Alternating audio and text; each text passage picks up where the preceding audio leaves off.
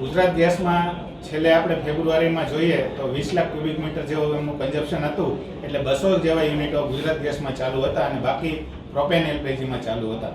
એમાંથી જોઈએ તો એમને જે 80% ગેસ મળી રહ્યો હતો, એમાં અત્યારે સિરામિક ટાઇલ્સ બનાવતા અને સેનેટરીના ટોટલ મળીને 40 જેવા યુનિટ અત્યારે ચાલુ છે. અત્યારે ભાવ વધારો આવી રહ્યો છે, એમાં તો કેટલો ભાવ વધારો આવી રહ્યો છે, પહેલા કેટલો ભાવ હતો અને એની અસર અત્યારે ઉદ્યોગ ઉપર શું થઈ શકે છે? પહેલા 41.50 રૂપીસ હતો, આજના જે પ્રાઇસ આપણને મળ્યા છે 92 રૂપીસ મળ્યા છે અને એ યુએસડીમાં 94 રૂપીસના કેલ્ક્યુલેશન ઉપર છે. તો અત્યારે માર્કેટમાં જે પ્રમાણે ડોલર પણ વધી રહ્યો છે એ જોતા 105 રૂપિયા ટેક્સ સાથેના પ્રાઇસ મળતા હોય, જે માર્કેટમાં સિરામિક પ્રોડક્ટમાં, એક્સપોર્ટમાં અને ડોમેસ્ટિકમાં બંનેમાં પ્રશ્ન ઊભા થતા હોય અને એ પ્રમાણે અમારા કસ્ટમર લેવા પણ અત્યારે તૈયાર નથી.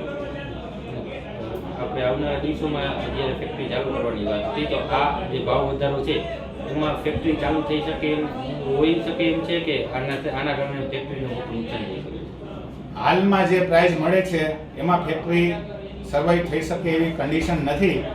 અત્યારે વોલ્ટાઇલ્સ એસોસિએશનના સર્વે મેમ્બરોની જનરલ મિટિંગ મળેલી હતી અને સર્વાનુમતે એવું નક્કી કરેલ છે કે આપણે અત્યારે જો ડિમાન્ડ ના હોય અને પ્લાન્ટ ચાલુ કરીએ તો આપણે 1 મહિના પછી ફરીથી શટડાઉન લેવાનો સમય આવે અને ફરીથી આપણા જે કામદારો છે એ બેકાર બને, તો એનાથી આપણે એવું નક્કી કરીએ કે ગેસના પ્રાઇસ ઘટે અને સરકાર આમાં વેટમાં રાહત આપે તો આપણે 1 મેથી પ્રોડક્શન ચાલુ કરીએ એવું અમે સર્વાનુમતે આજે વોલ્ટાઇલ્સ બનાવતા યુનિટોએ નક્કી કરેલું છે. કેટલા યુનિટ?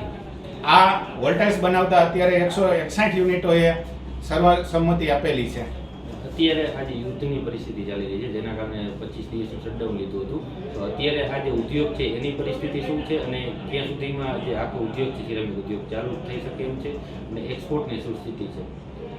આમ જોઈએ તો ઉદ્યોગમાં તો બહુ નુકસાન હોય, કારણ કે એમને બેંકના હપ્તા ચાલુ હોય, શ્રમિકોના પ્રશ્ન હોય, ઉદ્યોગકારોને ઘણી બધી ઇન્ડસ્ટ્રી છે, સોલાર પ્લાન્ટ પણ લગાવેલા છે એટલે એના પણ લોનના હપ્તા ચાલુ હોય.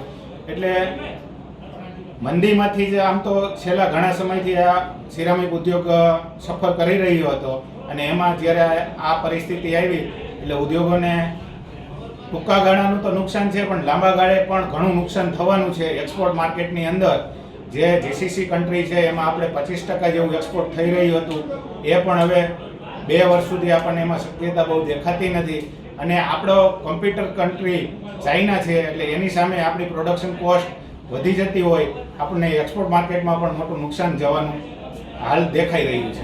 આપણે સાથે જે પ્રોપેન ગેસનો પણ વપરાશ થાય છે સિરામિક ઉદ્યોગમાં, તો એમની અત્યારે સ્થિતિ શું છે? સપ્લાય આપણને મળે છે કે કયા ભાવે મળે છે? હાલ પ્રોપેન અને એલપીજી એમનો સપ્લાય બંધ છે અને લાંબો સમય સુધી એ મળી શકે એવી કોઈ શક્યતા દેખાઈ રહી નથી. અને સિરામિક ઉદ્યોગ આપણે 25 દિવસ જેટલું શટડાઉન લીધું છે, હજી આવનારા દિવસોમાં શટડાઉનનું વિચારી રહ્યા છીએ. તો ઘણી બધી મોટી સંખ્યામાં જે શ્રમિકોને એ લોકો કામ કરતા હોય છે, તો એમની સ્થિતિ શું છે અને શું કહેશો? ઉદ્યોગોમાં 25 દિવસનું ઓલરેડી શટડાઉન હતું. એ સમય દરમિયાન તો હજુ પણ ડિસ્પેચ અને મેન્ટેનન્સ જેવા કામો ચાલતા હતા એટલે 50% ક્યાંક શ્રમિકો અને કારીગરો ફેક્ટરીની અંદર નોકરી માટે આવતા હોય, પણ જ્યારે હવે 1 મહિનાનું શટડાઉન આવી રહ્યું છે ત્યારે મોટાભાગના લોકોને ઘરે બેસવું પડે એવું દેખાઈ રહ્યું છે, કારણ કે ફેક્ટરીઓ પણ 15 થી 25 દિવસની વચ્ચે એનું મેન્ટેનન્સ અને બીજા કામ પૂરા કરી લીધા હોય છે. ગેસના આ જે અસહ્ય જે ભાવ વધારો આવ્યો છે એ બાબતે આપણે ક્યાં સુધી રજૂઆત કરવામાં આવશે ને શું કરવાનું? મોરબી સિરામિક એસોસિએશન સાથે ગુજરાત ગેસ અને ગુજરાત સરકાર સંપર્કમાં છે. એમને પણ સસ્તો ગેસ મળી રહે એવા સરકાર પણ પ્રયત્ન કરી રહી છે.